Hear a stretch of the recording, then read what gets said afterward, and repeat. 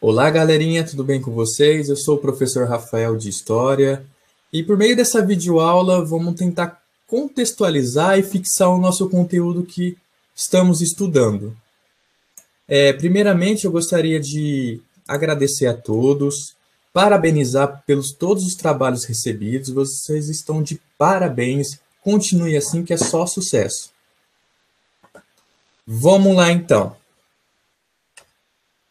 Independência do Brasil. Vamos estudar os caminhos da independência do Brasil. Período joanino, que foi de 1808 a 1821. O que foi esse período joanino? Período que a família real portuguesa esteve no Brasil, ou seja, é a transferência da sede do governo de Lisboa para o Brasil. Inversão brasileira. Mas o que é a inversão brasileira? É o seguinte, por 308 anos, o Brasil foi governado a partir de Portugal. E a partir do momento que a família real se instala no Brasil, aí sim temos a inversão. Ou seja, Portugal passa a ser governado a partir do Brasil. Beleza. Lá em Portugal, tinha um negócio assim, tinha um pepino rolando, chamado Napoleão Bonaparte. Porque simplesmente ele decide conquistar boa parte da Europa, um pedaço também do território de Portugal.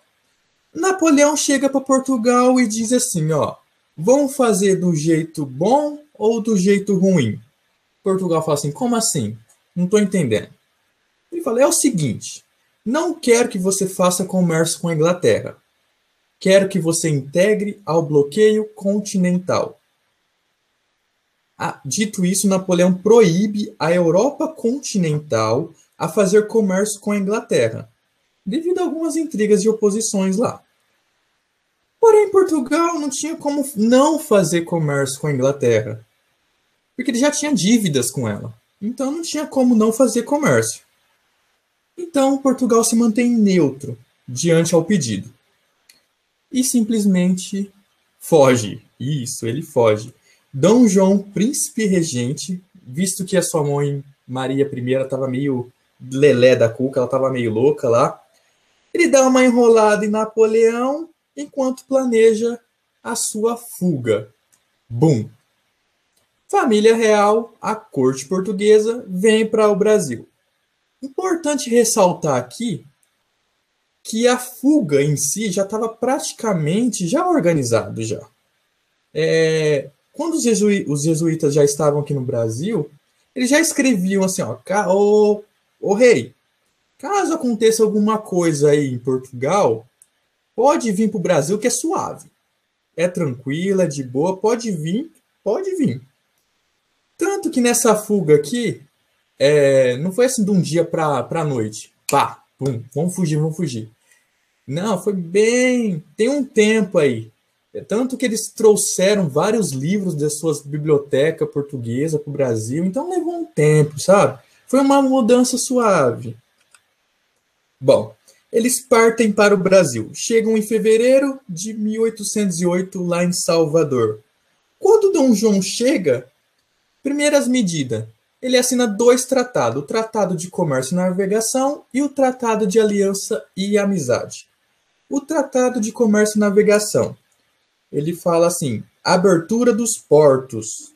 Significa o quê? Que os portos brasileiros podem receber navios de comércio das nações amigas, principalmente a Inglaterra, exceto a França. Por que a Inglaterra? Devido aos baixos custos, sem taxas alfandegárias, os seus produtos eram mais em conta, e aí vamos importar para o Brasil. E o Tratado de Aliança e Amizade, que é um negócio assim, tinha algumas cláusulas, uma das quais seriam, vamos proibir a Inquisição aqui no Brasil. Por quê? Os ingleses eles eram anglicanos, ou seja, protestantes, não católicos. Então, devido ao medo de morrer nas inquisições, morrer na fogueira, O Dom João fala assim, ó, aqui no Brasil não vai ter, não se preocupe que não vai ter Inquisição. Outra cláusula seria o seguinte, gradualmente, vamos colocar fim ao tráfego negreiro. De fato, não ocorre, só promete. Outra cláusula seria, o inglês só pode ser julgado e condenado sob as leis inglesas, mesmo estando no Brasil. É aqui que o bicho pega, é aqui que tem um pequeno probleminha que mais para frente iremos ver. Bom, Dom João encontra o Brasil numa situação terrível, devido a toda a riqueza que foi entregue a Portugal. Não existia fábrica, manufatura, era tudo importado. Então, uma das medidas de Dom João, revogar o alvará de Dona Maria I, que seria a instalação de fábricas no território. Vamos instalar fábricas aqui. Outras medidas, criação da academia militar, não tinha exército, vamos criar uma academia. Criação da imprensa, não tinha imprensa, não tinha onde eu imprimir um papel, imprimir alguma lei, alguma coisa. Vamos criar a imprensa. É aqui que cria a imprensa régia, a imprensa do rei. Construção de uma biblioteca. Bom, chegaram vários livros. Aqui a população brasileira não tinha um hábito de ler, começa a ter o hábito da leitura a partir do momento da família portuguesa estar no território brasileiro. 2 escolas de medicina, teatro, o Jardim Botânico. O Jardim Botânico, vale ressaltar aqui, que além de ter um papel de lazer, ele era um teste de instituto de agronomia, teste de fazer espécie em flores, insumos agrícolas. Tinha uma certa experimento ali. E a criação do Banco do Brasil. Exato, o Banco do Brasil até hoje está de pé aí. Claro que teve algumas quedas, algumas crises que ele enfrentou, mas a criação do Banco do Brasil data desde quando a família real portuguesa estava no Brasil. Aqui a criação do Banco do Brasil é importante, porque aqui é o Estado interferindo na economia do Brasil. Pá! Família real chega. Mudanças de hábitos e costumes. Bom, foi um choque cultural entre as duas sociedades, entre o português e o brasileiro. Porque o brasileiro, quando estava aqui, olha ali para os portugueses e fala, cara, olha as roupas pomposas deles, quero me vestir assim também. Já o português olha para o brasileiro e fala, pô, eu jamais vou me vestir com esses farrapos. Vocês terão que acostumar com os meus hábitos e costumes. Então, num calor de 30 graus, eles usavam aquelas roupas pomposas, cheias de tecidos, mangas. Outras mudanças seriam as mulheres. As mulheres tinham a liberdade, passam a ter a liberdade, né? Sair pelas ruas, tomar um chá, um café, coisa que não era de costume antes da chegada da família. Bom, outra medida de Dom João é a missão artística francesa. O que seria a missão artística francesa? Bom, devido à França ser um berço da cultura, Dom João ele traz artistas franceses para o Brasil. O que significa trazer artista francês para o Brasil? Significa trazer gente importante, gente que vai retratar o Brasil, que vai trazer cultura ao Brasil. Um desses artistas é o Jean-Baptiste Debret, que ele explora o Brasil, ele retrata o cotidiano. A maioria dos livros de histórias, alguns museus, tem os retratos, as pinturas de Debret. Ó, ele retratando o cotidiano brasileiro. É triste, mas era a realidade. Vamos lá. O que acontece? Construções e construções e medidas e fazeres. Com isso, a coroa está gastando muito dinheiro. E ocorre o quê? Aumento de imposto. Sim, aumento de imposto. Algumas das medidas de aumento de imposto. Eles, além de vender título de nobreza para a construção de obras, porque eles vendiam, falavam assim, você quer ser nobre? Então eu vou vender um título para você. Beleza? Outra coisa também seria a invasão das casas. O que seria isso? Quando a corte vem, a nobreza vem um monte de gente. Então aonde que eu vou abrigar esse povo? Não tem como eu construir uma casa assim, de uma hora para outra.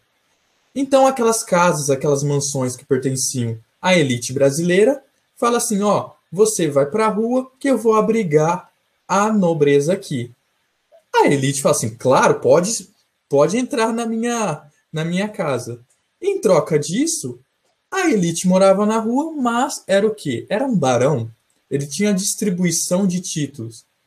Olha só a mentalidade das coisas. Bom, beleza. Com isso, várias construções, várias coisas a fazeres, aumento de imposto. Claro que não vai dar muito bem, né? Por quê? Pernambuco reclama e ocorre a insurreição pernambucana em 1817. Eu errei ali a data ali, ó, desculpa ali, gente. É 1817. É uma revolta republicana inspirada em princípios iluministas e devido aos altos impostos e fome da população do norte.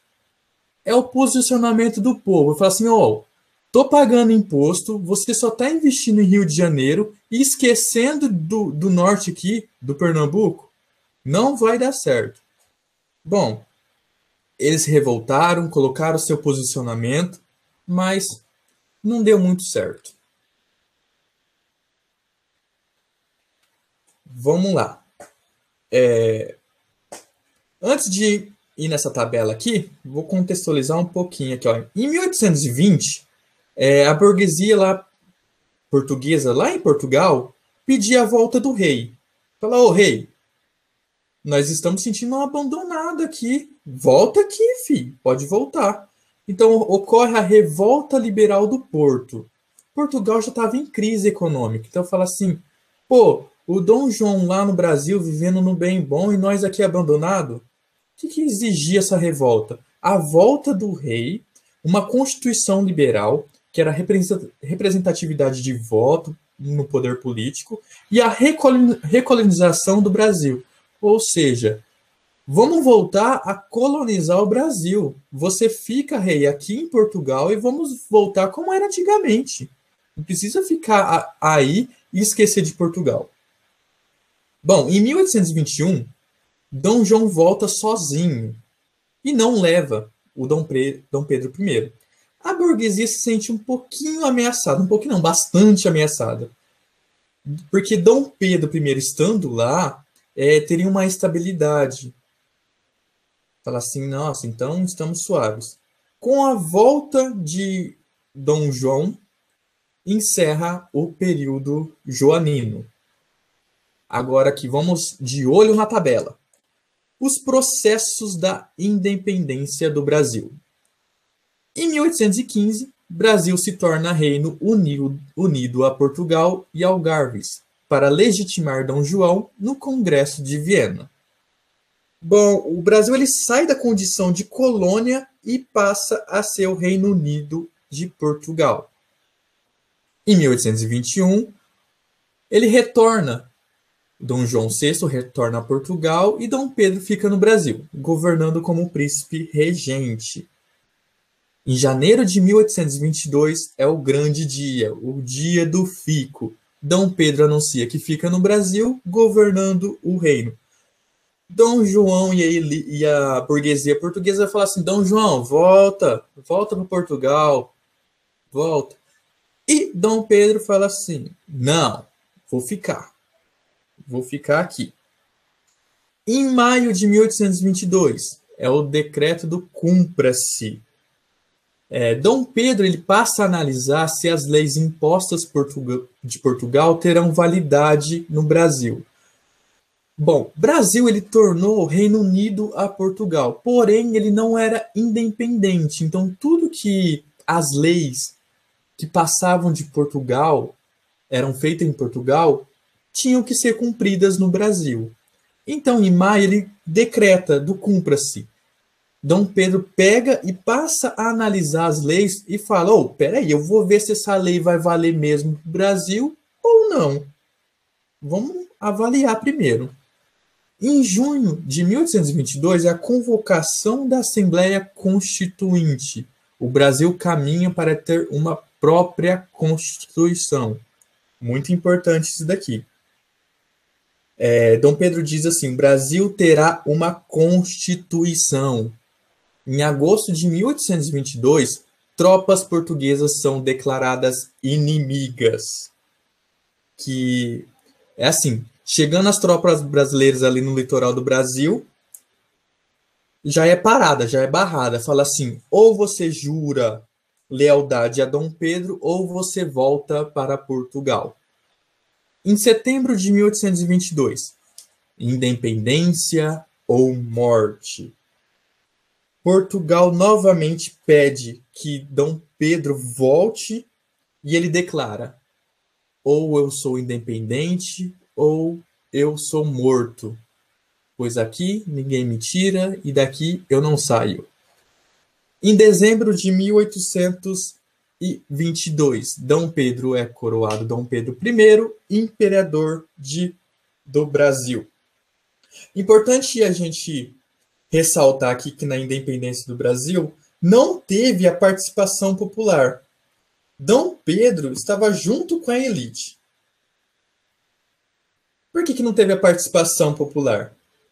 Tipo assim, eles estavam com medo, porque se participar a população pode exigir direitos, pode pedir uma reforma agrária, falar assim: eu participei da revolta, então o que eu vou ganhar em troca? Então, foi só Dom Pedro I e a elite do Brasil. Nesse quadro aqui, vamos analisar ele, ó. Um quadro bem famoso. Quem é a figura central do quadro? Deixa eu pegar o mouse aqui. Aqui, ó, figura central. Claro que é uma imagem ilustrativa, fictícia, não foi exatamente desse jeito a independência do Brasil. Mas o quadro traz algumas verdades, como, por exemplo, na figura central, temos quem? Dom Pedro I, declarando a independência ou morte. Ao seu lado, quem que está ao seu lado? A elite brasileira. E o povo? Onde está o povo? Nossa, cadê o povo aqui? O povo não está aqui, o povo não está aqui. O povo está aqui, ó. O povo está trabalhando, ó. O povo nem sabe o que está acontecendo. Fala: o que esse povo está levantando a espada? O povo não tinha participação nenhuma. O povo não sabia nem o que era ser independente. Legal, né? Bem engraçado. Bom, esse foi a nossa mini aula. Espero que vocês tenham gostado. Continue nos estudos, continue estudando. Beleza, galerinha? Próximas vezes teremos mais aula. Foco nos estudos. Conte sempre comigo. Qualquer dúvida, fala assim: eu fiquei com dúvida nisso, me chamem no WhatsApp, me chamem no privado, que eu respondo para vocês. Tamo junto, viu? Beleza, galerinha? Fiquem com Deus e até mais.